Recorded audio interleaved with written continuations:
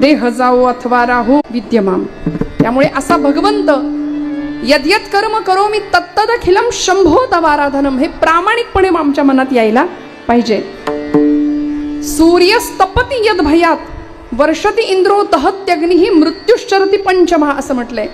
ज्याच्या तेजानी ज्याच्या भयानी सूर्यही तळपतोय. पंचायतन पूजा दिली आहे भगवत पूज्य आद्य जगद्गुरु शंकराचार्यांनी. पंचायतन पूजेमध्ये आपल्या देवघरात असणारे जे 5 देव आहेत त्यापैकी पहिली देवता गणपती बाप्पा, मग विष्णूची पूजा आहे, शिवांची पूजा आहे, शक्तीची पूजा आहे आणि 5वी देवता सांगितली पंचायतन पूजेमध्ये. रोज जिची पूजा आपल्याकडून झाली पाहिजे अशी 5वी देवता आहे जी रोज आपल्याला प्रत्यक्ष दर्शन देते. पूर्व क्षितिजावर असणारा सूर्यनारायण. पूर्वेलाच उगवतो ना सुकापूरमध्ये, इथं पूर्वेलाच, सगळ्या जगात तो पूर्वेलाच उगवतो. पण काही मंडळी मला असं म्हणतात, ताई तुम्ही जरी असं सांगत असाल तरी आमच्या घरामध्ये ती म्हणेल तिकडे सूर्य उगवतो. तिच्या मनावर असतं सगळं, नाही का? त्यामुळे आपण म्हणतो ना, बरं बाई तू म्हणशील ती पूर्व दिशा. त्यामुळे असं सूर्यनारायण पूर्व दिशेला येऊन दर्शन देतो. पूर्व क्षितिज केशरी रंगाने सकाळी सकाळी तेजाची ती अत्यंत सुंदर अशी शलाका पूर्ण आकाशभर पसरलेली असते. आता हे बघायला आमची तरुण पिढी थोडी कंटाळा करते. जुन्या माणसांना हे दृश्य दिसतं किंवा हे सुख अनुभवायला मिळतं, कारण आम्ही सगळे सूर्यवंशी, नाही का? आम्हाला तो उगवता सूर्य बघायची फार सवय नाही आमच्या नवीन पिढीला.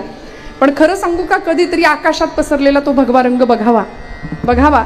तो तेज देतो, तो स्फूर्ती देतो. आणि या काळामध्ये देव नाही असं म्हणणाऱ्यांना कधीतरी म्हणावं, बघ प्रत्यक्ष दर्शन देणारी ती देवता आहे आज. तुम्ही मूर्तीत देवाला पाहू शकत नसाल, तुकोबांनी पाहिलं, ज्ञानोबांनी पाहिलं, पण प्रत्यक्ष दर्शन देणारा सूर्यनारायण आज आम्हाला प्रत्यक्ष दर्शन देतोय. यावत चंद्र दिवा करो ज्ञानोबा तुकोबांचं तेज आम्ही त्यामध्ये पाहतोय. मंडळी, याच भगव्या रंगाचा अलीकडे अनेकांना त्रास होतोय. हा भगवा हटाओ यासाठी नारे दिले जात आहेत. या भगव्यासाठी अनेक जण जीव तोड मेहनत करून प्रयत्न करतायत. कुणीतरी मुंबईमध्ये मुलगी उभी राहते आणि ती म्हणते, सगळी मुंबई, सगळा मुंब्रा हिरवा करून टाकायचा आहे, नाही का? मला असं वाटतं, भगवा हटवण्याच्या गोष्टी मग करा. तुमच्यात हिंमत असेल तर आधी पूर्व क्षितिजावर रोज एक भगवा उगवतो, तो भगवा आधी हटवून दाखवा. भगवा आमचा प्राण आहे. भगवा आम्हाला बलिदान शिकवतो. भगवा आम्हाला शौर्य, तेज, धैर्य या सगळ्याचं दान देऊन टाकतोय. आणि तो भगवाच आमच्या संतांनी खांद्यावर घेतला. त्या भगव्यासाठीच माझ्या छत्रपतींनी, संभाजीराजांनी आपलं जीवन समर्पित केलं. आणि आम्ही या भगव्याचे पाईक आहोत. आपण हिंदू आहोत एवढं मनात पक्क ठेवावं. तुकोबा अमुक एका कुळात जन्माला आले, ज्ञानोबा अमुक एका कुळात जन्माला आले. सावतोबांचं कुळ वेगळं, गोरोबांचं कुळ वेगळं, म्हणून संतांना जातीत वाटणारे लोक स्वतः मातीत जायची वेळ आली, अशा अवस्था आली. त्यामुळे संतांना जातीत वाटायचं नाही. उलट आपण कुण्याही जातीचे असलो तरी आपण हिंदू आहोत एवढं जरी पक्क डोक्यात ठेवलं ना, तरी आमच्यावर ज्ञानोबांची, तुकोबांची कृपा आहे बस. त्यामुळे या सगळ्या परंपरेचे आम्ही पाईक आहोत. ही परंपरा इतकी दिव्य आहे. धन्यभूमी पुण्य देश जेथे वैष्णवांचा वास, ही देवभूमी आहे. या भूमीमध्ये कुरुक्षेत्र घडलंय. या भूमीमध्ये संभ्रांत झालेल्या अर्जुनाला भगवान गोपालकृष्णांनी गीतेचं अमृत प्राशन करायला दिलं. सर्वोपनिषदो गावो दोग्धा गोपालनंदना पार्थो वत्स सुधीर भोक्ता दुग्धम गीतामृतम महत. त्या गीतारूपी कामधेनूचं दोहन करून भगवंतांनी अर्जुनाला अत्यंत सुंदर असं अमृत प्राशन करायला दिलं. अर्जुनाच्या निमित्ताने तुम्हाला मला सगळ्यांनाच भगवद्गीतेचं तत्वज्ञान दिलं. अर्जुनाचं काय झालं होतं? संभ्रांत अवस्था होती. आपलेच नातेवाईक समोर पाहिले आणि परिस्थिती अशी झाली, सिदंती मम गात्राणी मुखंच परिशुष्यती. माझ्या घशाला कोरड पडली देवा, माझ्या हातातली शस्त्र गळून पडायला लागली, मी काय करू? माझीच माणसं समोर उभी आहेत. भगवंत म्हणले, तुझी आहेत ना, मग समोर का उभी आहेत? तुझी आहेत ना, मग तुझ्या बाजूला पाहिजेत. आणि आपला इतिहासच हा, हिस्ट्री रिपीट कशी होते बघा. जुन्या काळी टीव्हीला एक गाणं लागायचं, जुन्या माणसांना माहिती आहे, बातम्यांच्या आधी किंवा नंतर, आठवत नाही, ब्लॅक अँड व्हाईट टीव्ही. आमची माती आमची, ऐक नाही, चालीसह लक्षात आहे. मग मला अर्थ कळला, म्हटलं करेक्ट आहे. आमची माती आमचीच माणसं करतायत. नाही कळलं का? जग नाही आम्हाला आमची वाट लावत, आमची माती आमचीच माणसं करतात. या देशाला सुद्धा एक फितुरीचा रोग लागला होता. फितुरीचा रोग फार राष्ट्रघातकी, वैभवासा लोळविते साथ फाटकी म्हणले. फाटकी साथ असली ना माणूस काही करू शकत नाही. म्हणून मी सुरुवातीला असं म्हटलं की आम्ही सगळे संत्र्यासारखे झालोय सध्या. दिसायला भगवा आहे वरनं, संत्री माहिती आहे ना, ऑरेंज दिसायला भगवा आहे, पण फोडल्यानंतर सगळ्या फोडी वेगळ्या. हा अमुक जातीचा, तो तमुक जातीचा, हा अमुक जातीचा, पण तिकडे कलिंगडासारखं काम आहे. वरून भेगा दिसतायत पण फोडल्यावर सगळे आत एकसंध आहेत. आम्ही नाही सावध झालो तर आमच्या भावी पिढीला, आमच्या पोरांना पाय ठेवायला जमीन शिल्लक उरायची नाही. इतका भीषण काळ आपण आजूबाजूला पाहतोय. हिंदू महासभेची सगळीकडे सध्या कार्यक्रम चालू आहेत मोठ्या प्रमाणामध्ये. घराघरात आम्हाला ज्ञानोबांचे तुकोबांचे विचार जर आम्ही आमच्या लेकरांच्या मध्ये पेरले ना तर बाकी उपचारांची देवाला गरज नाही. तो उपचार असा व्हावा, देवाला आवडेल असं आमचं काम व्हावं. देवाला काय आवडतं? परित्राणाय साधूनां विनाशाय च दुष्कृतां धर्म संस्थापनार्थाय संभवामी युगे युगे. याच्याकरता देवाने अवतार घेतलाय. धर्माचं परिस्थापना, धर्माची पुनर्संस्थापना, साधूंचं परित्राण आणि दुष्टांचा नाश. देवाच्या कार्याला आमचं वर्तन अनुकूल हवं. आमचं वर्तन देवाच्या कार्याला अनुकूल असावं. पण आमचं असं आहे, आम्ही देवाकडे जातो योजक म्हणून जातो, याचक म्हणून जात नाही. देवाकडे आम्ही योजना आणि याचना दोन गोष्टी आहेत. आम्ही देवाकडे याचना म्हणून, याचक म्हणून गेलो पाहिजे आणि देवालाच मागायचं असतं. देवाकडे जाऊन आपण काय करतो? देवाकडे जाऊन सगळा प्रपंच मागतो. घर माझं, दार माझं, मुलगा माझा, संसार माझा, प्रपंच माझा, तसा देवा तूही माझा असं आपण म्हणतो. पण मेरे तो गिरीधर गोपाल दुसरा न कोई असं फक्त मीराबाई म्हणू शकतात. त्याला धाडस लागतं. जनाबाई म्हणू शकतात अरे विट्या मूळ मायेच्या कारट्या, म्हणून जनाबाईंचे अभंग स्वतः पांडुरंग लिहितात. ही ताकद आपली नाहीये मंडळी, आपली नाही. कारण मी एक शब्द नेहमी वापरते, भक्तीच्या प्रांतामध्ये आपण थोडी लबाड माणसं आहे. आपण लबाडी कशी करतो की आपण देवाला सगळं मागतो पण देव मागत नाही. संतांनी देवाकडं देवालाच मागितलं आणि देवानी स्वतःला देऊन टाकलं संतांना. आनंद जीवनामध्ये परमानंदाची प्राप्ती झाली, भगवंत प्राप्त झाला आणि सेवेतलं जे सुंदर समाधान आहे ते सगळ्या संतांनी प्राप्त केलं मंडळी. म्हणून मी असं म्हटलं की जी परंपरा आम्हाला दिली आहे ना ती परंपरा आम्हाला उपासना पद्धती देते, आम्हाला व्रतवैकल्य देते, कर्मकांड शिकवते. 16 संस्कार आहेत आमच्या हिंदू धर्मशास्त्रामध्ये. या सगळ्या संस्कारांनी परिपूर्ण असलेलं आमचं जीवन एका उच्च शिखरावर जावं, आध्यात्मिक क्षेत्रातली सुंदर उन्नती व्हावी, अष्टसात्विक भावाचा त्याच्यावर पगडा असावा आणि असं सुंदर जीवन भगवंताच्याच पायावर शेवटी समर्पित व्हावं. असा माणूस जीवनाचा प्रवास असला पाहिजे. म्हणून म्हटलं सध्या अर्थापेक्षा परमार्थ कळायला आम्हाला वेळ लागतो, परमार्थाचा अर्थ कळायला वेळ लागतो, अर्थाचा परमार्थ लवकर कळतो. विठ्ठल विठ्ठल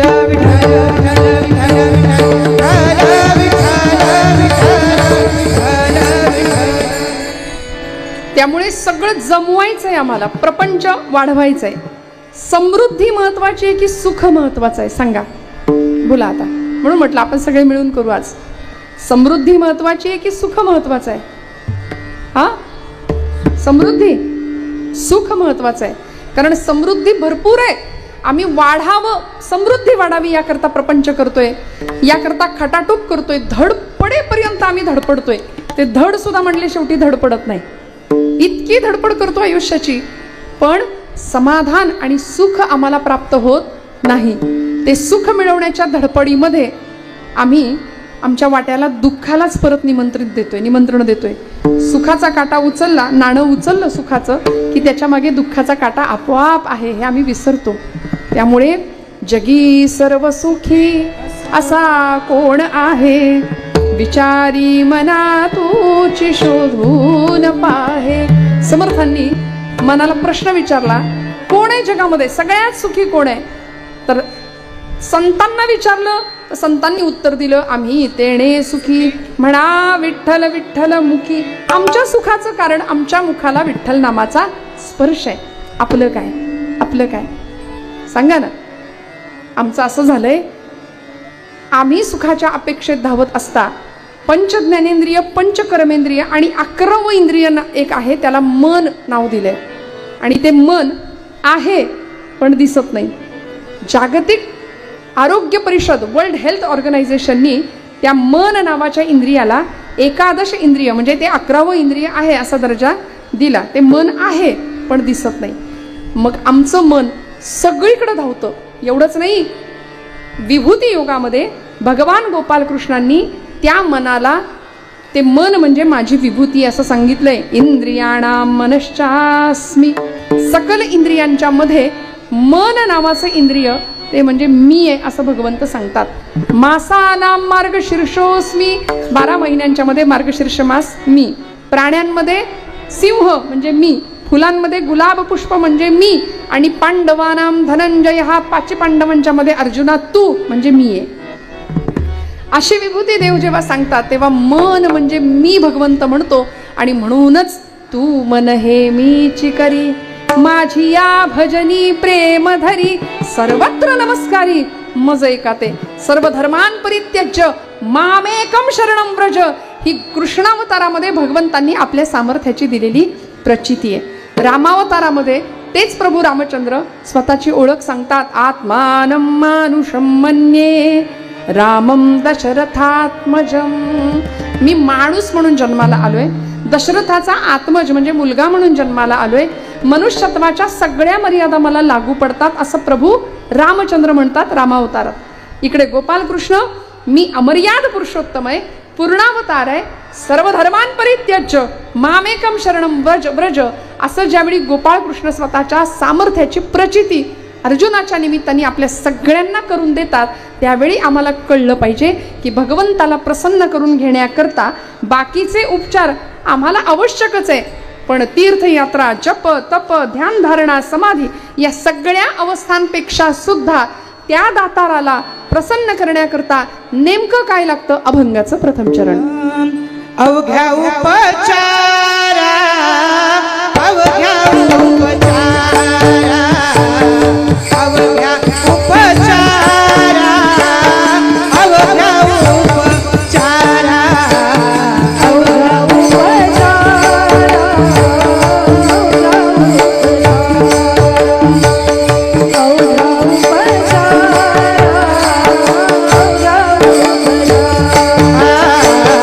अवघ्या उपचारा,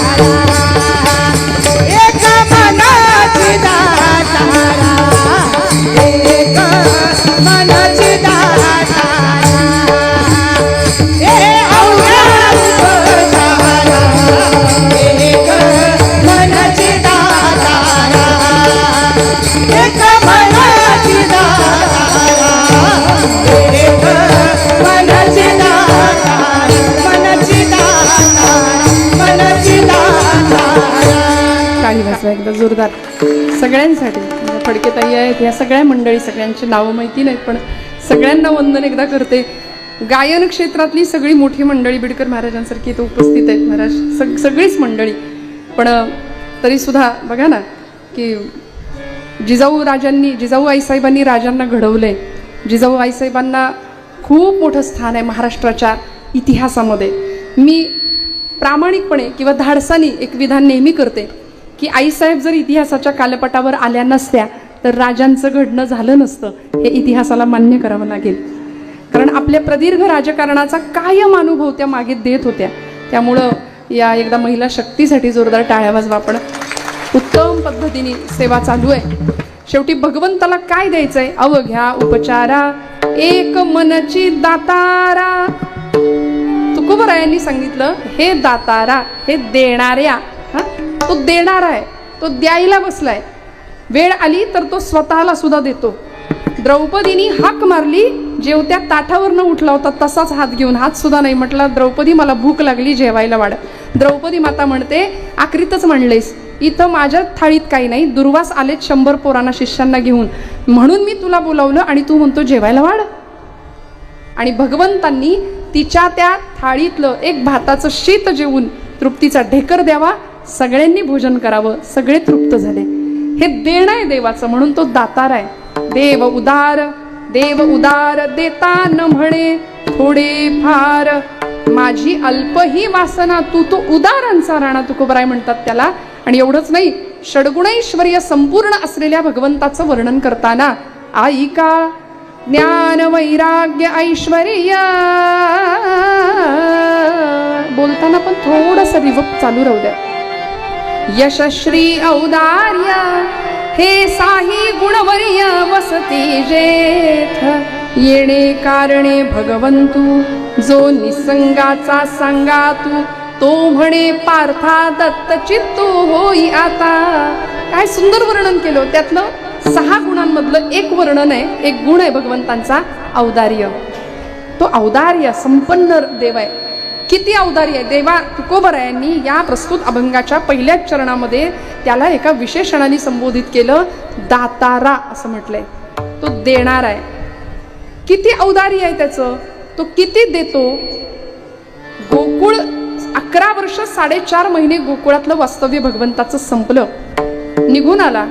कुठे आला? मथुरेला आला. मथुरेमध्ये सगळ्यात पहिलं त्यांनी काम केलं, चाणूर, मुष्टिक, तोषल इत्यादी राक्षसांना लोळवलं अक्षरशः. कुवलया पीड नावाचा हत्ती होता, त्या हत्तीला मारलं.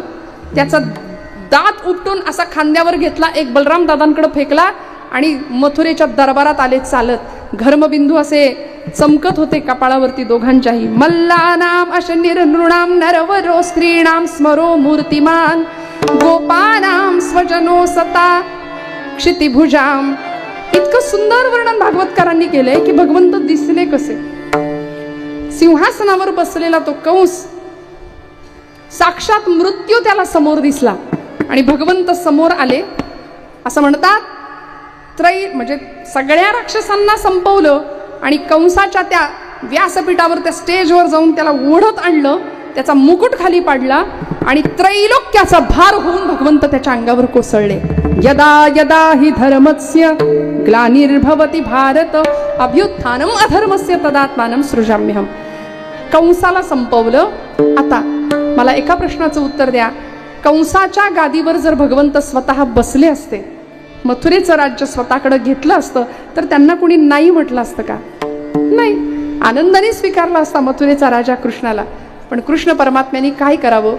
कंस तर संपलाच, खरंय, आणि कंस आधी सुटावाच लागतो गणित सोडायचं असेल तर. आमचे गुरुजी शाळेत लहानपणी मला सांगायचे, बाई गणित सोडवायचं असेल तर आधी कंस सोडवावा लागतो. म्हटलं खरं आहे, कृष्णाने पण आधी कंसालाच सोडवले, पुढचं गणित आपोआप सुटत गेलं सगळं. तो कंस संपला. तो मुकुट घेऊन भगवंत, बलराम दादा आहेत, भगवंत आहेत, अक्रूर आहेत, हे सगळी मंडळी कारागृहात आली, जिथं उग्रसेन यादवांना डांबून ठेवलं होतं कंसाने. कंसाचा बाप पिता असलेले उग्रसेन यादव. आणि आजही तीच अवस्था आहे. आपल्या बापाला वृद्धाश्रमात ठेवणारी माणसं आजचे कंसच म्हणले पाहिजेत.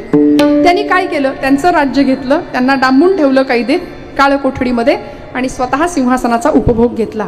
ठीक आहे, राजा हा उपभोग शून्य स्वामी असला पाहिजे, पण असं घडत नाही बऱ्याचदा.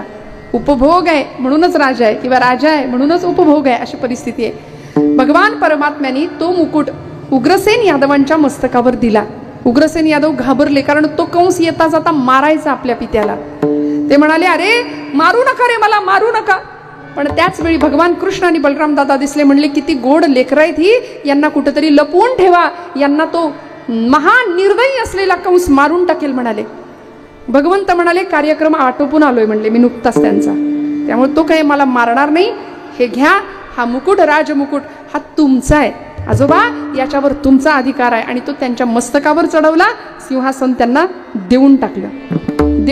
तू तो उदारांचा राणा, तो देतो, स्वतःलाही देतो. अहो एवढंच नाही, जरासंधाच्या राज्यावर ज्यावेळी भगवंत गेले होते चालून, भीमाच्या सहाय्याने भगवंतांनी, खरं तर भगवंतांचं सगळं काम होतं, पण भीमाला निमित्त करून जरासंध उभा फाडला देवाने. आणि जरासंधाच्या राज्यावर स्वतः देवाला मगधाच्या राज्यावर बसता आलं असतं, पण नाही, जरासंधाच्या पुत्राला त्याचं राज्य देऊन टाकलं. द्वारका स्थापन केली, द्वारकेचा स्वतःला राजा होता आला असतं, पण नाही, राज्याभिषेक बलराम दादांना केला. स्वतः आपले नामा निराळे फक्त सेवक म्हणून राहिले. आपण द्वारकाधीश जरी गोपालकृष्णांना म्हणत असलो तरी त्याचा औदार्य विलक्षण आहे. जनाबाईंनी नुसतं बोलावलं तर वीट सोडून तो धावला. जनाबाईंनी सांगावं, पंढरीच्या पांडुरंगा ये रे बाबा ये, म्हटलं की तो आला. देऊळ सोडून स्वयंपाकघरात आला. आपल्या स्वयंपाकघरात आलाय का इकडे? कधी येतो? आपण बोलवतच नाही. आपल्याही दाराची कडी त्यांनी वाजवावी असं आपल्याला वाटतं का हो? इकडे वाटतं? आपल्याही दारात त्यांनी कधीतरी यावं आणि सांगावं. विदुर काकांना जसं सांगितलं होतं की दार उघडा, मी आलोय. देव असा कुणाच्याही दारात जात नाही. कुठे जातो? द्वारकेचा राणा पांडवा घरी, द्वारकेचा राणा पांडवा घरी, द्वारकेचा राणा पांडवा घरी, द्वारकेचा राणा पांडवा घरी. ज्ञानदेव म्हणे त्याच्याची या गुणा, ज्ञानदेव म्हणे त्याच्याची हे गुणा, ज्ञानदेव म्हणे त्याच्याची या गुणा, ज्ञानदेव म्हणे त्याच्याची हे गुणा. द्वारकेचा राणा पांडवा घरी, द्वारकेचा राणा पांडवा घरी. देव कुठं गेले? देव विदुरांकडे गेले, देव पांडवांकडे गेले. तो द्यायचं म्हटलं तर तो स्वतःला देऊन टाकतो. राजसूय यज्ञामध्ये पांडवांच्या उष्ट्या पत्रावळ्या सुद्धा जगाच्या मालकांनी उचलल्यात, जगाच्या बापानी. आमचं असं आहे, आमची श्रद्धा नाही, आमचा विश्वास नाही, ना आमच्या मनात प्रेम आहे, ना आमच्या मनात भावना आहे. माणूस माणसाशी माणसासारखा वागेना.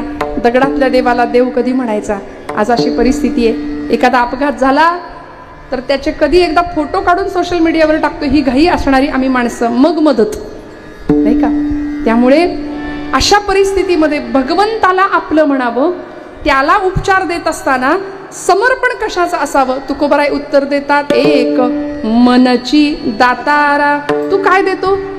तुला देऊन टाकतो. मग आम्हाला जर तुला द्यायचं असेल तर काय द्यावं लागतं? एक मनची दातारा अवघ्या उपचारा, एक मनची दातारा. देवा, तुला अन्य कुठल्याही उपचारांची गरज नाही. खरं तर बाकीचे उपचार बाजूला राहू देत एक वेळ, पण आमचं मन तुझ्या पायाशी गेलं पाहिजे. आणि आमचं नेमकं इथंच अडतं. आमचं मन सगळीकडे धावतं पण इथे येत नाही. मंडळी, ज्ञानोबरायांनी नेवाशामध्ये एक चमत्कार घडला माऊलींकडून. काय हो? मराठी भाषेचं देशिकार लेणं जन्माला आलं या भूमीवर. नेवाशाच्या मंदिरात ज्ञानोबरायांचे शब्द घुमत होते आणि सच्चिदानंद बाबा लिहून काढत होते. शके 1272. टीका केली पै ज्ञानेश्वरे, सच्चिदानंद बाबा आदरे लेखकू झाला. आणि ज्ञानोबराय सांगतायत, आज बाबांनी ज्ञानेश्वरी लिहिली नसती, त्याही आधी सच्चिदानंद पंत कुलकर्णी म्हणजे बाबाजी पंत थावरे, त्यांचं प्रेत ज्ञानोबरायांनी उठवलं, सच्चिदानंद नामकरण दिलं आणि मग हे एवढं दिव्य कार्य त्यांच्याकडून करवून घेतलं. काय उपकार आहेत यांचे. बाबांनी ज्ञानेश्वरी लिहिली नसती तर आपल्या घरात ती ज्ञानेश्वरी आली नसती. आणि आपण असंही ती वाचतो का? नाही, आमच्या मनामध्ये श्रद्धेचा भाव कमी आहे. पैस नावाचा खांब, त्या खांबाला ज्ञानोबरायांनी पाठ दिली आणि ज्ञानेश्वरी सांगायला लागले. त्या खांबाने ज्ञानोबरायांचं मुखकमल नसेल पाहिलं, पण महाराष्ट्राचं संचित असं आहे की त्या खांबाचं मंदिर झालं. त्यांनी ज्ञानोबरायांचं तोंडही नाही पाहिलं, नुसती पाठ पाहिली, पण त्या खांबाचं आज मंदिर आहे. भला मोठा सभामंडप आहे नेवाशात, आपण कधी गेला असाल तर.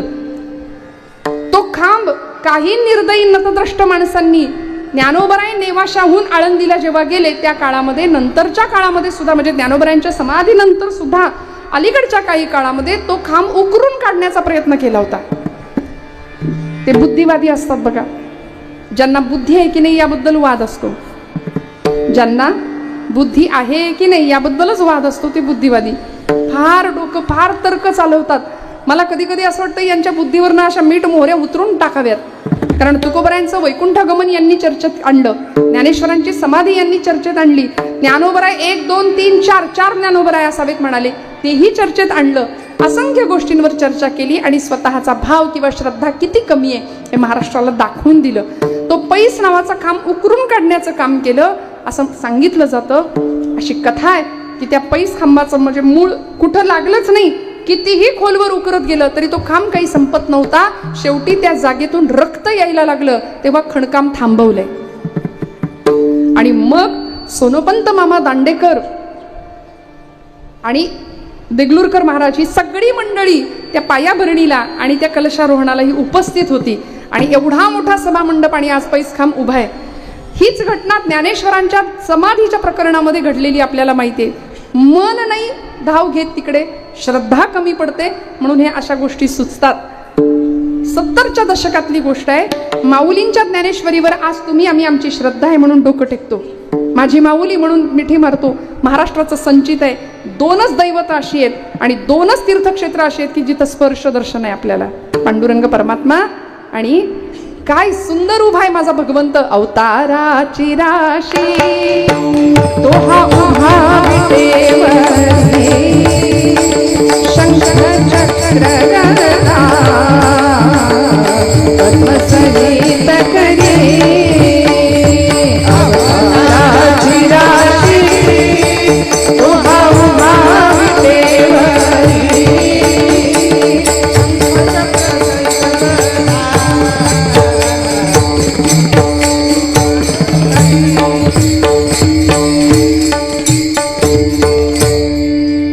अवताराची राशी असलेला भगवंत उभा आहे. तुझी ये निढळी कोटी चंद्रप्रकाश असा तेजस्वी भगवंत, त्याची कृपा असलेले ज्ञानोबराय कैवल्याचा पुतळा प्रगटला भूतळा. त्या ज्ञानोबरायांच्या समाधीला अनेकांनी असं ठरवलं, पुण्याहून 250 माणसांचा ट्रक गेला होता आळंदीला.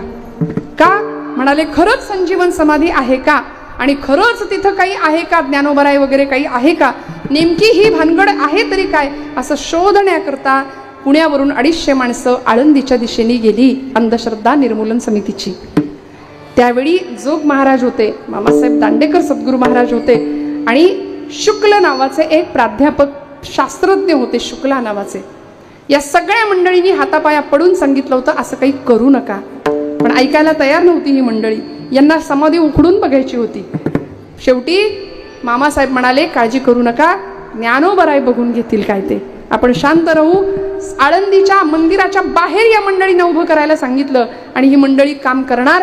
एवढ्यात ते प्राध्यापक होते शुक्ल, ते समोर आले आणि त्यांनी या सगळ्या 250 माणसांना उद्देशून हात जोडून सांगितलं, बाबा रे, तुम्ही तुमचं काम करा, पण त्याच्या आधी तुमचा विज्ञानावर विश्वास आहे, तुम्ही वैज्ञानिक प्रयोगांती हे सिद्ध करणार असाल तर मी एक प्रयोग सांगतो तो आधी करा, तो नाही पटला तर तुम्ही तुमच्या कामामध्ये स्वतंत्र आहात. विज्ञान खरं तर अध्यात्माची दृष्टी आहे विज्ञानाला, नाही का. विज्ञान जिथं थांबतं तिथं अध्यात्म सुरू होतं, नव्हे संपतं तिथं अध्यात्म सुरू होतं. विज्ञान प्रतिष्ठा वाढवतं, पण आमचं अध्यात्म आपल्याला निष्ठा देतं. सध्या निष्ठेचा विषय सगळा गुळगुळीत होऊन बसलाय, निष्ठा राहिली नाहीये कुठं. निष्ठा हा शब्द आम्ही 1000 वेळा वापरू. देशनिष्ठा आहे, पतिनिष्ठा आहे, अजून धर्मनिष्ठा आहे, पितृनिष्ठा आहे, पितानिष्ठा आहे, सगळ्या निष्ठा आम्हाला माहिती आहेत. झालंच तर पक्षनिष्ठा आहे, पक्षनिष्ठा माहिती आहे ना. आज मी तुम्हाला पक्षनिष्ठेविषयी सांगतो असं महाराज बोलायला उभे राहतात, पण तुमचा कितवा पक्ष असं म्हणावं लागतं. ही निष्ठा रात्रीत सगळं बदललेलं असतं. त्यामुळे निष्ठा आम्ही वापरून, हा शब्द वापरून आम्ही गुळगुळीत केला, पण संतांच्या निष्ठा वेगळ्या होत्या. म्हणून काय घडावं, या शुक्ला नावाच्या प्राध्यापकांनी, या शास्त्रज्ञांनी असं सांगावं, एक प्रयोग सांगितला. 3 प्रकारचे मीटर आणले गेले. समाधीपासून काही अंतरावर हे 3ही मीटर ठेवले, समोरच्या बाजूला, उजव्या आणि डाव्या बाजूला. समाधीपासून 3 ठिकाणी काही विशिष्ट अंतरावर ते 3ही मीटर ठेवले गेले. मीटरवर काटे रीडिंग दाखवणार होते. जर आतमध्ये काही चैतन्य ऊर्जा असेल, स्पंदन असतील, श्वास असेल, काही एनर्जी ऊर्जा असेल, तर मीटरवरचे काटे रीडिंग दाखवतील, अन्यथा काटा हलणार नाही. मंडळी, या सगळ्या आळंदीकर श्रद्धाळू माणसांना बाहेर काढण्यात आलं होतं आणि हा प्रयोग कितीतरी वेळ तिथं चालू होता. मंडळी, ज्ञानोबरायांचं सामर्थ्य इतकं आहे, तिथं विश्वास आणि अविश्वास याची परीक्षा झाली. मीटरवरचे काटे रीडिंग दाखवायला लागले, काटे हलायला लागले आणि सगळ्या समाजाला कळालं होतं की तिथं काहीतरी चैतन्य आहे. आम्ही परीक्षा घेणारे कोण हो? संतांची. संतांच्या परीक्षा जिवंतपणीही झाल्या आणि त्यांच्या जाण्यानंतरही झाल्या. पण तोची संत सोशी जगाचे आघात. त्या सगळ्या मंडळींनी वारीचा रस्ता धरला. त्यातले काही फॉरेनर्स सुद्धा होते, तेही वारीमध्ये समाविष्ट झाले. मला सांगायचं एवढंच आहे, मनामध्ये असलेली श्रद्धा भगवंताच्या चरणावर व्हायची आहे आणि तोच भगवंतासाठी सगळ्यात मोठा उपचार आहे. अवघ्या उपचारा एक मनची दातारा. जर भगवंत इंद्रियाणाम मनश्चास्मी असं म्हणत असतील, तर अर्जुनाने देवाला प्रश्न विचारला होता या प्रसंगामध्ये. अर्जुन म्हणाला, देवा काय म्हणालास? म्हटले, मन म्हणजे मी आहे. मन म्हणजे तू? हो म्हणले, मन म्हणजे मी आहे. नक्की मन म्हणजे मी. देवा, अर्जुनाने या प्रसंगात देवाला प्रश्न विचारला, देवा जर मन म्हणजे तू असशील तर अथकेन प्रयुक्तोयम पापंचरति पुरुषः अनिच्छन्नपि वार्ष्णेय बलादेव नियोजितः. वार्ष्णेय हे भगवंतांचं सहस्रनामातलं एक नाम आहे. देवा, जर मन म्हणजे तू असशील तर अथकेन प्रयुक्तोयम पापंचरति पुरुषः. माणूस पाप कर्माला प्रवृत्त का होतो? आणि पाप शरीर नाही करत, पाप मन करतं आणि मग शरीराकडून क्रिया घडते. आमचं मन जर दूषित असेल तर समाजामध्ये दिसणारा अत्याचार, अन्याय, बाहेर जर आपण पाहिलं, वर्तमानपत्र उघडलं, सोशल मीडिया बघितला, तर मस्तक सुन्न होऊन जातंय. इतकी आज मन आमची कलुषित झालेली आहे. त्या मनात येणारे वाईट विचार आणि मग शरीराकडून घडणारी सगळी कर्म आज आपण आजूबाजूला पाहतो. माणसं या मेंदूमध्ये, या मस्तकामध्ये अक्षरशः डस्टबिन सारखा वापर होतोय. सगळा कचरा तिथं भरवून ठेवलाय आम्ही हृदयात. सगळा कचरा, वासनेचा, द्वेषाचा, मत्सराचा, तिरस्काराचा, ईर्षेचा, राग, लोभ, मद, मत्सर सगळं भरून ठेवलं आणि कुणाच्या घेण्यात नाही, कुणाच्या देण्यात नाही. ज्ञानोबरायांची विश्वात्मक दृष्टी आहे. वासुदेवम सर्वमिती हे तो समस्त हि श्री वासुदेवो. ऐसा प्रतिती रसाचा वोतला भावो आणि भक्ता माझी रावो ज्ञानी आतोची. हे ज्ञानोबरायांची दृष्टी आहे ना, ही संतांची दृष्टी आहे, ती आम्हाला आली पाहिजे. हे सगळे भाडे करू आत्म निघून गेले पाहिजेत. हृदय स्वच्छ झालं की तिथं देव बसतो. स्वच्छ हृदयामध्ये, स्वच्छ गाभाऱ्यामध्ये देव बसतो ना. त्यामुळे अर्जुनाने ज्यावेळी देवाला विचारलं, देवा सांगणारे माणसं पाप का करतात? मन म्हणजे तू आहे ना, मग या मनानेच पाप करतो माणूस आधी, मग शरीराकडून क्रिया घडते. तेव्हा देवानी आपले दोन्ही हात उंचावले, म्हणले, हे बघ नीट ऐक. आमची माणसं जसे कीर्तन ऐकतात तशी तू गीता ऐकू नको. अर्जुन झोपेत नव्हता ऐकत, अर्जुन जागेपणी ऐकत होता. आणि अर्जुनाने विचारलेल्या प्रश्नाचं उत्तर देवाने दिलं. म्हणाले, काम एष क्रोध एष रजोगुण समुद्भवः महाशनो महापाप्मा विध्येन मिह वैरिणं रजस्तवश्च मनस्वं द्वंश दोषा उदारतो. म्हणाले, हे बघ अर्जुना, तुझ्या पापातही मी सहभागी नाही आणि पुण्यातही मी सहभागी नाही. मी कशातच नाही. रंगुनी रंगात साऱ्या रंग माझा वेगळा. देव कसा आहे? अवघा रंग एक झाला पण रंगी रंगला श्रीरंग. देव कसा आहे? भगवंतांनी ज्ञानोबरायांनी उत्तर दिलेलं आहे. सुवर्णाचे मणी केले ते सोनियाचे सुती ओविले तैसे म्या जग धरिले सबायभ्यंतरी. सांगा महिला मंडळ, सोनं माहितीये, कुणाला माहिती नाही? सोनं सगळ्यांना माहितीये. सुवर्ण, सोन्याचा मणी घेतला, ज्ञानोबरायांनी दिलेला दृष्टांत आहे, आणि सोन्याची तार घेतली. तर आता दोऱ्यात मणी असतो की मण्यात दोरी असते? बोला, जागे आहेत ना आपण सगळे? मागे. दोऱ्यात मणी आहे की मण्यात दोरी आहे? मण्यात दोरी आहे, दोऱ्यात मणी नाही. सुवर्णाचे मणी केले ते सोनियाचे सुती ओविले, माऊली म्हणते तैसे म्या जगधरिले सबाई अभ्यंतरी. जसं तारेत मणी आहे का मण्यात तार आहे हे सांगता येत नाही, तसं मी जगात आहे आणि जग माझ्यात आहे. विठ्ठल जळी स्थळी भरला, रीता ठाव नाही उरला. हे भगवंताचं विश्वव्यापक अस्तित्व आहे. आणि असा भगवंत सांगतो, मी तुमच्या कशातच नाही, मी तुमच्या पापातही नाही आणि पुण्यातही नाही. जे मन रजतमांच्या आहारी गेले ते मन म्हणजे मी नाही. जे मन पाप प्रवृत्त आहे, अत्यंतिक वासनायुक्त आहे, ते मन म्हणजे मी नाही. जिथं अत्यंतिक शुद्धता आहे, जिथं अत्यंतिक सात्विकता आहे, जिथं अत्यंतिक पावित्र्य आहे, जिथं नीतियुक्त आचरण आहे, अशा मनाच्या ठिकाणी मी आहे. म्हणून त्या मनाला छंद लागला पाहिजे. माझ्या मनाला लागो छंद, माझ्या मनाला लागो छंद, माझ्या मनाला लागो छंद, माझ्या मनाला लागो छंद. नित्य गोविंद गोविंद, नित्य गोविंद गोविंद, माझ्या मनाला लागो छंद, छंद, माझ्या मनाला लागो छंद.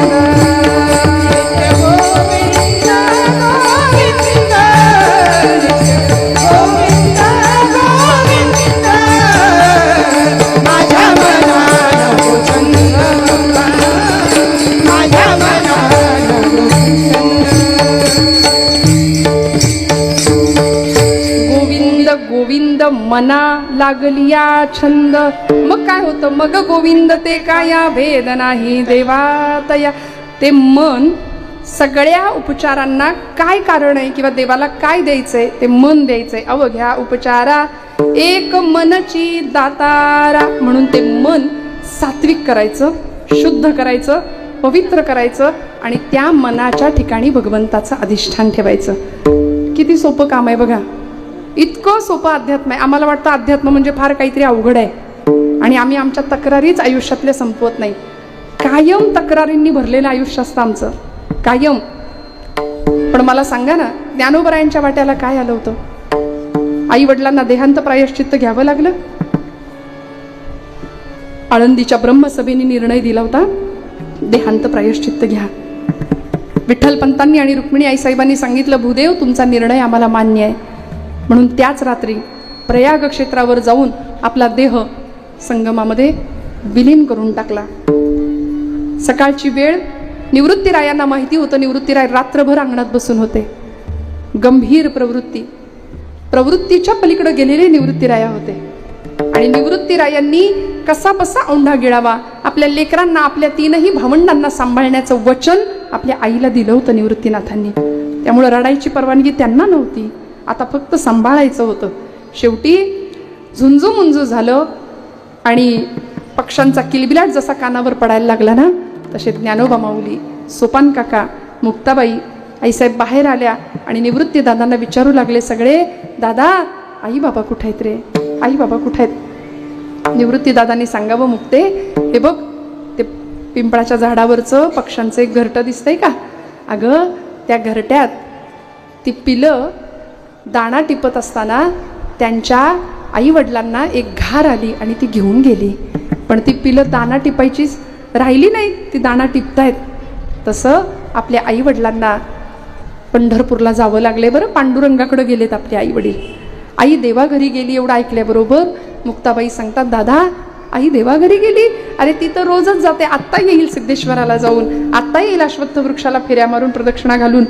अरे दादा, निवृत्तीरायांना औंढा गिळता येईना, हंबरडा फोडला आणि सांगितलं, मुक्ते आई कधीच न येण्याकरता गेली आहे, आई बाबा कधीच न येण्याकरता गेलेत. एवढं ऐकल्याबरोबर मुक्ताई आईसाहेबांनी निवृत्तीरायांना विचारावं, दादा आई गेली, बाबा गेले, मग आता तुला आई कुठली रे? 4 वर्षाच्या होत्या आईसाहेब फक्त. तुला तुला आई कुठली? त्यावेळी निवृत्तीराय ढसाढस रडतायत. मुक्ताई आई साहेबांना कवटाळून घेतलं आणि सांगितलं, मुक्ता, आजपासून तू माझी आई, तू माझी आई. मुक्ताई झाल्या. मुक्ता नाही, मुक्ताई. आद्यत्रय जननी देवांची. इतकं सोसलं, पण मनाच्या अधिष्ठानामध्ये फक्त परमात्मा होता. परमात्म्याला तक्रार नाही केली. अहो, आई वडील निघून गेले, सगळ्या गावाला कळलं, सगळी आळंदी आली सांत्वन करायला. कुंभारवाड्यातली एक मावशी आली होती, पदराचा बोळा तोंडात खुपसून मुक्ताबाईंना सांगावी लागली, मुक्ते, फार छळलं ग तुझ्या आई वडिलांना या आळंदीच्या ब्राह्मणांनी. पण मुक्ताबाईंनी सांगावं, मावशी, अगं तू कुंभारीण ना, मातीचे घड बनवतेस ना, मातीचे घड बनवतेस. मंडळी, 2 मातीचे मडके जर समोर असतील तर दोन्ही मडक्यांसाठी मूळ पदार्थ वापरलाय तो म्हणजे माती. सारखा आहे, घटाचा आकार सारखा आहे, दोन्ही घट दिसायला सारखे आहेत, पण एका घटाच्या नशिबामध्ये गाईचं पवित्र लोणी पडतं आणि दुसऱ्या घटाच्या नशिबात अग्निसंस्कारासाठी लागणारा अग्नी पडतो. मग आम्ही तक्रारी का करायच्या? संतांना भोगावं लागलं, सगळ्यांना भोगावं लागलं, पण मन इतकं दृढ होतं भगवंताच्या चरणी. दृढ माझे मन येथे राखावे बांधून, आले भागाते करीतो तुझे नाम उच्चारितो, तुकोबराय म्हणतात. मनाची अवस्था अशी विलक्षण होती. आज आम्ही खूप तक्रारी करतो. त्यामुळं कुणाच्या वाट्याला सुंदर आयुष्य आहे, कुणाच्या वाट्याला अडीअडचणींचा संघर्षाचा काळ आहे, पण भगवंत ज्याच्यासाठी जे योग्य आहे ते देतो. घटाघटाचे रूप आगळे, प्रत्येकाचे दैव वेगळे, तुझ्या विना ते कोणा नकडे, मुखी कुणाच्या पडते लोणी, कुणामुखी अंगार,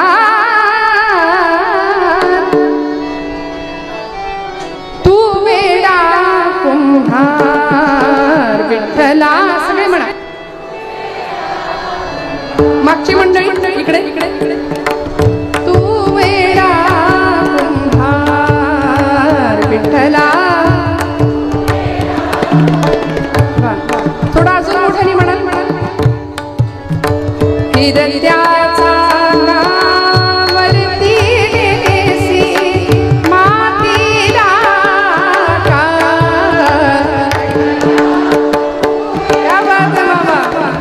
वा वा.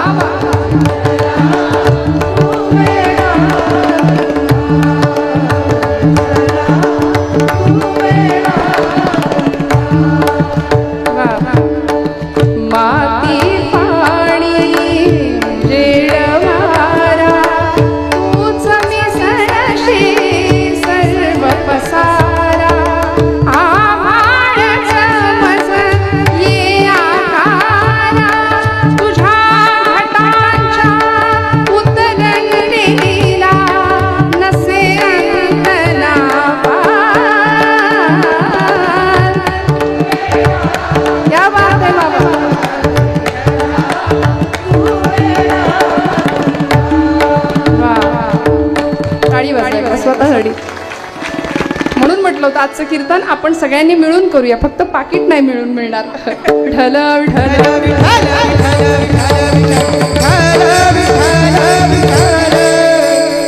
विनोदाचा भाग बाजूला ठेवूया. मला सांगायचं एवढंच की आमचा महिला वर्ग सुद्धा कशात कमी नाही. बघा, आपण घरात गातो का एवढ्या आनंदाने? मोकळ्या मनाने गावं, मोकळ्या आनंदाने आणि मनाने गाण्याचं बोलण्याचं हे एकमेव ठिकाण आहे बरं का. बाकी आनंद आपण शोधतोय तिथं अजिबात नाही आहे. परमानंदाचं ठिकाण फक्त हा धर्माचा मंडप आहे आणि संतांचे विचार आहेत. प्रपंच आम्हाला फक्त दुःख देतो. आनंद स्वरूप परमात्मा आहे आणि त्याच्या सहवासात आल्यानंतर आम्हाला आनंद प्राप्त होतो. फक्त त्याला द्यायचंय काय? त्याला मन द्यायचं. अवघ्या उपचारा एक मनची दातारा. आणि अशी केलेली सेवा भगवंताला कशी पोहोचते, त्यामागची भावना काय असते? दुसरं चरण. घ्यावी घ्यावी माझी सेवा, घ्यावी घ्यावी माझी सेवा,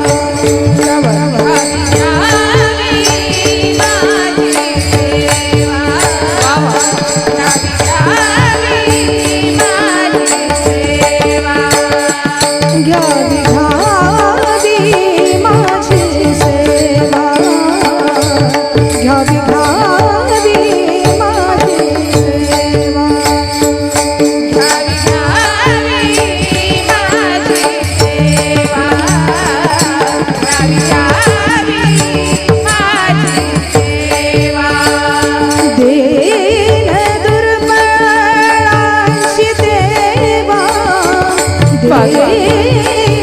दुर्बळांची देवा घ्यावी घ्यावी माझी सेवा घ्यावी घ्यावी माझी सेवा दीन दुर्बळांची देवा दीन दुर्बळांची देवा घ्यावी घ्यावी माझी सेवा घ्यावी घ्यावी माझी सेवा घ्यावी घ्यावी माझी सेवा दीन दुर्बळांची देवा दीन दुर्बळांची देवा दीन दुर्बळांची देवा घ्यावी घ्यावी माझी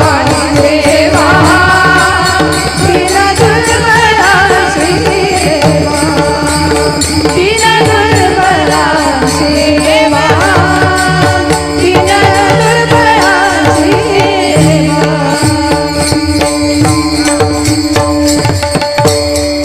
क्या बात आहे. टाळी वाजवा. गोड चाल, गोड प्रमाण, गोड आवाज. घ्यावी घ्यावी माझी सेवा दीन दुर्बळाची देवा. तुकोबरायांनी भगवंताला सांगितलं, देवा तू दातार आहेस. तुझ्या उपचाराकरता, तुझ्या प्रसन्नतेकरता आमच्या मनाच्या अधिष्ठानामध्ये किंवा मनाच्या ठिकाणी तुला आम्हाला ठेवायचंय आणि आम्हाला तुला काय द्यायचंय. घ्यावी घ्यावी माझी सेवा दीन दुर्बळाची देवा. स्वतःला दुर्बळ म्हणून घ्यायला सुद्धा मोठं धाडस लागतं बरं का. म्हणजे मी दीन आहे, मी दुर्बळ आहे असं म्हणून घ्यायला धाडस लागतं. ते संतांकडे होतं. आमच्याकडं आमचे नसलेले गुण आम्ही गातो, देवाचे असलेले गुण आम्ही गात नाही. आमचे नसलेले गुण लोकांनी गावे असंही आपल्याला वाटतं नाही का. आमचा मी आमचा इतका समोर असतो ना, म्हणून ज्ञानोबरायांना सुद्धा सांगावं लागलं, नवल अहंकाराची गोठी विशेषे न लगे अज्ञानापाठी. अज्ञानी माणसाला त्याचा त्रास होत नाही. स्वतःला दीन म्हणून घेतात तुकोबराय. आणि खरंच एकेकाळचे तुका शेठ असलेले, घरामध्ये प्रचंड श्रीमंती असलेली तुकोबराय, पण तरी सुद्धा दारिद्र्य बघता बघता डोळ्यासमोर येतं आणि आहे ते सगळं पांडुरंगाला देतात आणि पत्नीला सांगतात, नको चिंता करू वस्त्रा या पोटाची, माऊली आमुची पांडुरंग. कशाला चिंता करायची, ज्यांनी चोच दिलीये तो चारा देतो. चिंता अजिबात करायची नाही. आम्ही काय करतो, आम्ही चिंतेचं चिंतन करतो. चिंतेचं चिंतन केल्यामुळे वाट्याला येते चिता. मग चिंतन कशाचं करायचं म्हणाले, चैतन्याचं चिंतन केल्यानंतर आम्हाला चैतन्य प्राप्त होतं, पांडुरंग परमात्मा भेटतो. मग त्या दिशेने जात असताना अध्यात्मामधला, परमार्थामधला सेवेचा एक सुंदर मार्ग आम्हाला संत देतात. घ्यावी घ्यावी माझी सेवा. सेवा खूप महत्वाची आहे मंडळी. सेवा देशसेवा आहे, धर्मसेवा आहे, देवसेवा आहे, राष्ट्रसेवा आहे. रोज आपण जर जपमाळ करत असाल ना, तर एक माळ राष्ट्राय स्वाहा इदन्न मम एवढं जरी म्हटलं ना, तरी सीमेवर लढणाऱ्या जवानांना थोडंसं आयुष्य जास्तीचं मिळेल. शत्रूची गोळी कधी छाताड भेदून जाईल माहिती नाही. ती मंडळी तिथं लढतायत म्हणून आपण इथं गुण्या गोविंदांनी कीर्तन प्रवचन ऐकू शकतो, जगू शकतो. मला असं वाटतं, आपल्या सीमेवर आपल्या काळजाच्या तुकड्याला, मांसाच्या गोळ्याला पाठवायला आईवडिलांचं काळीज वाघाचं लागतं. प्रचंड यातना ती माऊली सोसते, त्या व्यक्तीची पत्नी सहन करते. म्हणून मी का म्हटलं, या लक्ष्मीचा गौरव का करायचा आपण. प्रचंड मोठा त्याग आहे त्या पाठीमागे. सेवा देशाची आहे, सेवा धर्माची आहे. त्या धर्मसेवेसाठी औरंगजेब 1000 वेळा म्हणत होता, संभा धर्म बदला, किसी हिंदू को नहीं मिली इतनी इज्जत मैं तुझे दे दूंगा, तमाम दख्खन की सुभेदारी तुम्हें बहाल की जाएगी. संभाजी आपला धर्म बदला. संभाजीराजे म्हणाले, अरे हट, मला काहीच नको. तुझ्या या बेगडी वैभवापेक्षा माझ्या बापाचं स्वाभिमान नावाचं वैभव कितीतरी श्रेष्ठ आहे, कितीतरी श्रेष्ठ आहे. त्यामुळे सेवा केली धर्माची, सेवा केली देशाची. आणि बरं मोठ्याने तरी करूया. धर्मवीर छत्रपती श्री संभाजी महाराज की हर हर. जटाटवी गलज्जल प्रवाह पावित स्थले गले मलम्य लंबितांभुजंग तुंग मालिका.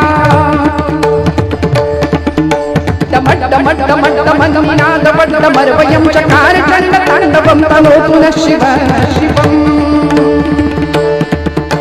जटाकटाः सम्भ्रम भ्रमन्निलिम्ब निर्झरी विलोल वीचिवल्लरी विराजमान मूर्धनि धगत् धगत् धगत् ज्वलल्ललाट पट्टपावके किशोर चन्द्रशेखरे रति प्रतिक्षणं मम धराधरेन्द्र नन्दिनी विलास बन्धु बन्धुरस्फुरन् दिगन्त संतति प्रमोदमान मानसे कृपा कटाक्ष धोरणी निरुद्ध दुर्धरापरि क्वचित् दिगम्बरे मनो विनोतमे वस्तुनि हर हर हर हर विठ्ठल विठ्ठल विठ्ठल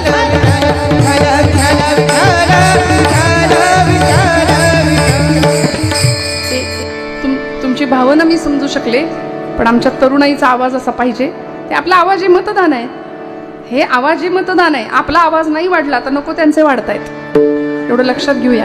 आपल्या धर्मासाठी आपला आवाज वाढवावा लागेल, आपल्या देवतांचा आपल्या महापुरुषांचा जयघोष करावा लागेल. तरुणाईचं मन मनगट आणि मेंदू बळकट असावा याकरता आमच्या महापुरुषांनी देहाचं समर्पण केलंय. पण दुर्दैवानी तेजस्विता, तपस्विता आणि तत्परता हे 3 गुण असले की आम्ही तरुण ठरतो. स्वामी विवेकानंदांनी तरुणाईच्या व्याख्या सांगितल्यात.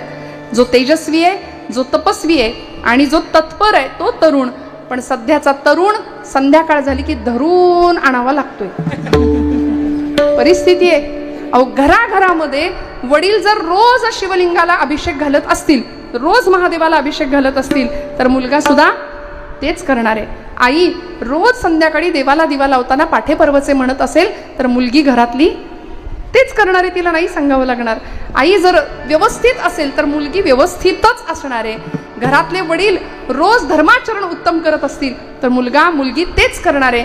पूर्वीचा काळ बघा, एक विशिष्ट 80च्या दशकामध्ये किंवा 90च्या दशकापर्यंत, आता झेंझीचा काळ आहे सगळा, नाही का? बरोबर आहे ना? कशाचा मागमूस नाही, कशाची पर्वा नाही, फिकीर नाही. वडील घरात आले की घरातली मुलगी ओढणी सावरून व्यवस्थित उभी राहत होती, बसत होती. आता कसेही लोळतात. हे मी माझ्या पदरचं नाही, घराघरातलं सांगतेय. कानामध्ये हेडफोन घालून कुणीतरी आपल्याला मोठं वडीलधारा आपल्याशी बोलतंय, हेडफोन काढून काय एवढा आदर भरपूर आम्हाला झाला दिला तरी. अशी परिस्थिती झाली. आज परिस्थिती ही आहे. वडील जर रोज पानपट्टीवर जाणार असतील तर मुलगाही आज तेच करणार आहे. वडील जर रोज सरकार मान्य होत असतील तर पुढचा काळही, पुढची पिढीही तेच करणार आहे. मग ज्ञानोबरायांना का सांगावं लागलो? येथ वडील जे जे करीती तया नाम धर्म ठेवीती त्याची येर अनुष्ठिती. खूप जबाबदारी आहे तुमच्या माझ्यावर, मोठ्या माणसांवर खूप जबाबदारी आहे. मंडळी, आजचा पुढचा काळ. परवा पुण्यामध्ये एका कॉलेजच्या समोरून जात होते, मला असं वाटलं नुकती बॉम्बस्फोटात उद्ध्वस्त होऊन आलेत की काही पोरं. इतके कपडे फाटलेली 10 ठिकाणी.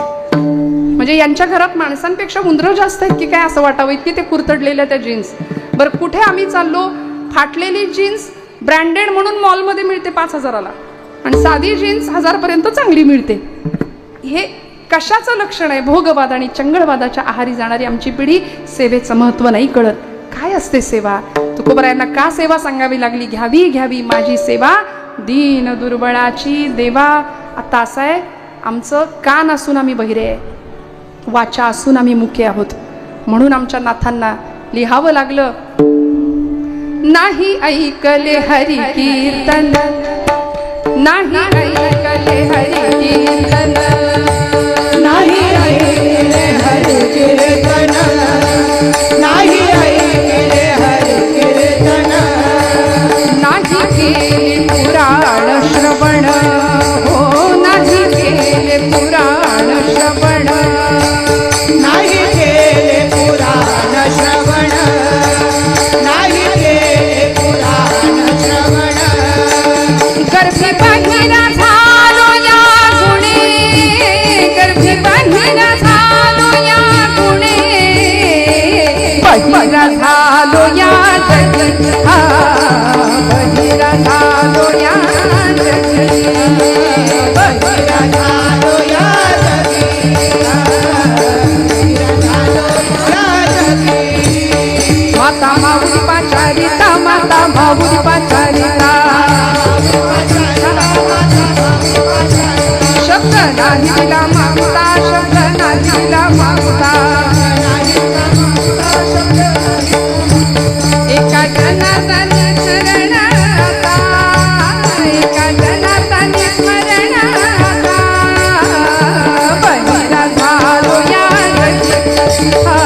बहिर झालो या जगी, बहिर झालो या जगी, बहिर झालो या जगी.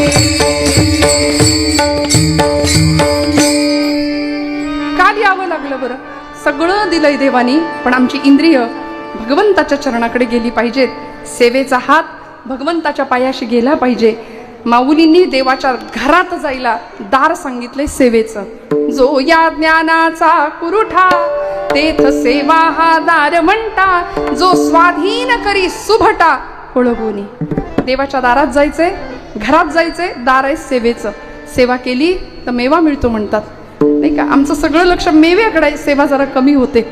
या रायगडाचं बांधकाम केलं, स्वराज्याचे इंजिनियर होते हिरोजी काका इंदलकर त्यांचं नाव. रायगडाचं इतकं भक्कम बांधकाम केलं. आजही तुम्ही रायगड जाऊन बघितलं असेल, स्वराज्याची राजधानी होती. रायगडाचं बांधकाम पूर्ण झालं आणि छत्रपतींनी हिरोजी काकांना बोलावून घेतलं. म्हणाले, काका काय बक्षिसे देऊ तुम्हाला सांगा. वाटेल ते मागता आलं असतं, कितीतरी वतनं मागता आली असती, पण हिरोजी काका हात जोडून सांगतात, राजा काही नको, द्यायचंच असेल तर एकच द्या. बांधकाम पूर्ण झालं की या गडाच्या पायथ्याला एका पायरीशी एक चिरा लावतो आणि त्या चिऱ्यावर माझं नाव लिहितो, सेवेचे ठाई तत्पर हिरोजी इंदलकर. आजही रायगडाच्या पायरीवर तो चिरा आम्हाला दिसतो, सेवेचे ठाई तत्पर हिरोजी इंदलकर. का? कारण माझ्या राजा उद्या भविष्यामध्ये हजारो लाखो मावळे शिवसैनिक ज्यावेळी तुमच्या दर्शनाला येतील त्यावेळी त्यांच्या पायाची धूळ माझ्या नावावर पडली तरी माझं जीवन सार्थक झालं. याला म्हणायचं सेवा, समर्पण, देशप्रेम. भगतसिंग, राजगुरू, सुखदेव, अनंत कान्हेरे भगवद्गीता हातावर घेऊन ही मंडळी फासावर गेली, देशसेवा केली, धर्मसेवा केली.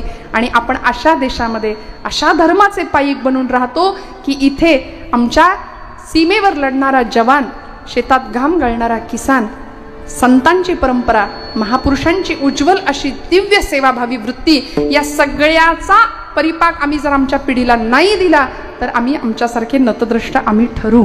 म्हणून हात जोडून सांगते, शुद्ध अंतःकरण, नीतियुक्त आचरणाची शिकवण आमच्या पुढच्या पिढीला देऊया. आणि हे जर असेल तर परमेश्वर काटा सुद्धा टोचू देत नाही. प्रचंड मोठी काळजी घेतो, कारण ते त्याचं ब्रीद आहे. फक्त आमचं काय पाहिजे? अवघियांचा ठाव, पायावरी जीव. असं त्याच्या पायावर जीव भगवंतांच्या ओतावा. संतांनी तेच केलं, कारण तो अवघात जाणणारा होता. सर्व व्यापक, सर्व शक्तिमान भगवंताला जर प्राप्त करायचं असेल तर काय मिळवावं लागतं आणि त्याला काय द्यावं लागतं? त्याला आवडेल असं नाम. विठोबा जय जय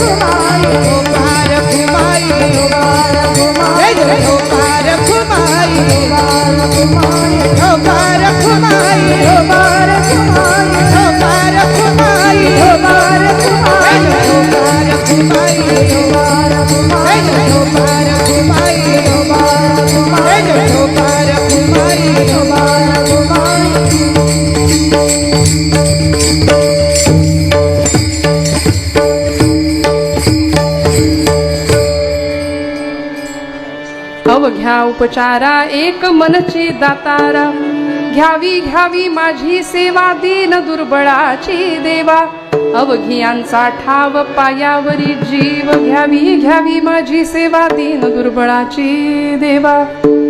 मंडळी, संबंध महाराष्ट्रामध्ये सध्या मला असं वाटतं कीर्तनकारांना जी VIP ट्रीटमेंट दिली जाते ती कुठंच कुणालाच नसेल.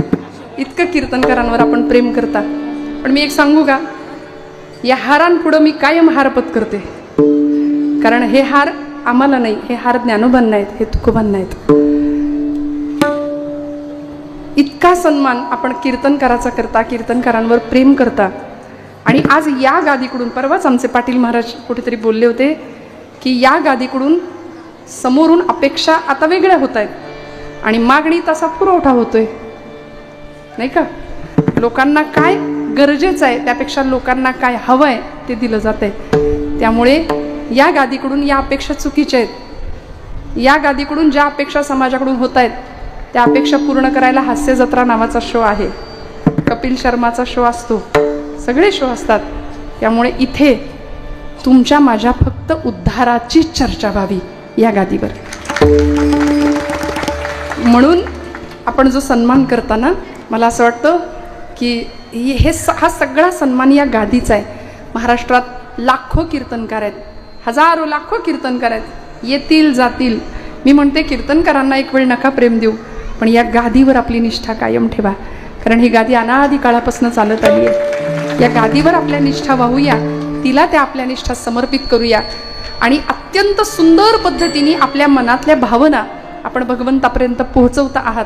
सुंदर प्रपंच आणि परमार्थ याची सांगड घालत आपलं जीवन प्रवाह पुढे चालू आहे. असं म्हणतात प्रपंचामध्ये कायम आपल्या देव पाहिजे, घरात आपल्या देव आला पाहिजे, नाही का. आपण प्रपंचामध्ये देव सोडून सगळ्याचा विचार करत असू तर आमचा प्रपंच सुखाचा कधीच होऊ शकत नाही. सगळं आहे प्रपंचात, पण समाधान नावाची श्रीमंती मिळू शकत नाही. समाधान बंगला आहे मोठा आणि बंगल्याला नाव दिलंय समाधान. घरात तिन्ही काळी 3 ऋतू असतात दिवसभरात, नाही का.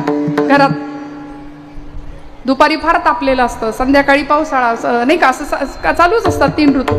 त्यामुळे मला एवढंच म्हणायचंय की या सगळ्या परिस्थितीमध्ये समाधान नावाची श्रीमंती आपल्याला मिळाली पाहिजे. ती समाधान नावाची श्रीमंती फक्त संतांच्या चरणाजवळच मिळू शकते. सर्वशक्तिमान असलेल्या भगवंताचं व्यापकत्व आम्हाला एकदा कळालं की मग आमचा अहंकार निघून जातो आणि परमार्थ मार्गातला सगळ्यात मोठा अडसर तो आहे. तो परमार्थ मार्गातला अडसर अहंकार नावाचा तो एकदा निघाला की मन निष्पाप होतं, निर्मळ होतं आणि त्यामध्ये काय होतं, तुका म्हणे देहा भरिला विठ्ठल विठ्ठल विठ्ठल, तुका म्हणे देहा भरिला विठ्ठल विठ्ठल विठ्ठल, तुका म्हणे देहा भरिला विठ्ठल.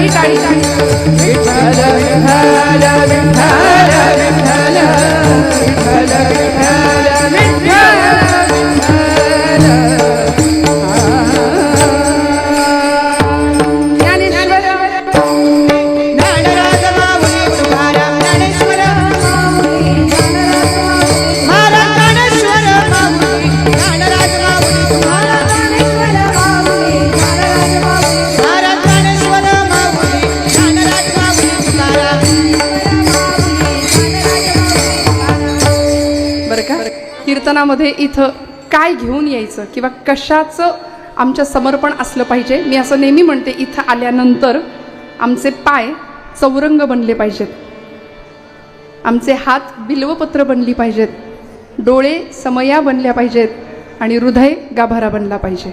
तुकोबराय शेवटच्या चरणात हाच विषय सांगतात. चित्ताचे आसन, चित्ताचे आसन, चित्ताचे आसन, चित्ताचे आसन,